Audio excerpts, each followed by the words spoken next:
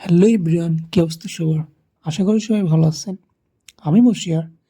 দেখতে দেখতে প্রায় 3টি বছর পেরিয়ে গেল এই ডিপ্লোমা লাইফে আমি পড়াশোনা করছি এখন ষষ্ঠ সেমিস্টারে। এটা হলো আমাদের ক্যাম্পাস। ষষ্ঠ সেমিস্টারে আজকে লাস্ট ক্লাস, সেই কারণে মেমোরাইজ হিসেবে আজকের এই ভিডিওটি করা।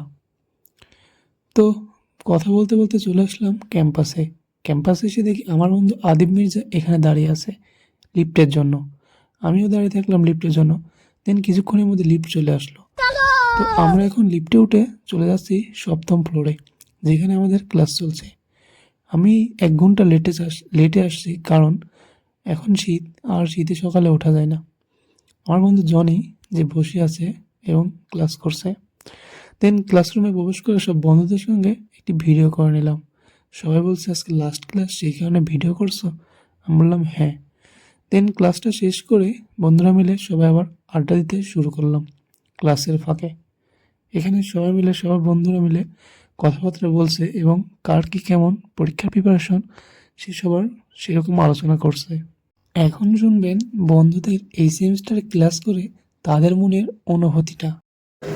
এই দাদা, তুমি যে ষষ্ঠ সেমিস্টার পুরোটা ক্লাস করলে, তোমার অনুভূতি কেমন? বুঝতে পারিনি আবার। তুমি যে এই ষষ্ঠ সেমিস্টার পুরোটা ক্লাস করলে, তোমার অনুভূতি কেমন? আলহামদুলিল্লাহ, খুব ভালো। পরীক্ষার প্রিপারেশন অনুভূতি কি থাকবে? বুঝতে হবে, অনুভূতি সেরা। এই দাদা, আপনি যে পুরো সেমিস্টার ক্লাস করলেন, আপনি একটা নিয়মিত ছাত্র, আপনার অনুভূতি কেমন?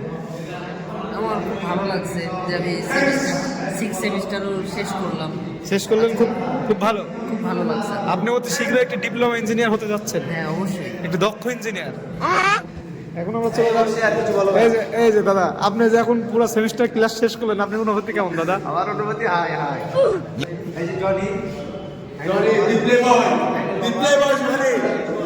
এই দাদা, আপনার কেমন অনুভূতি?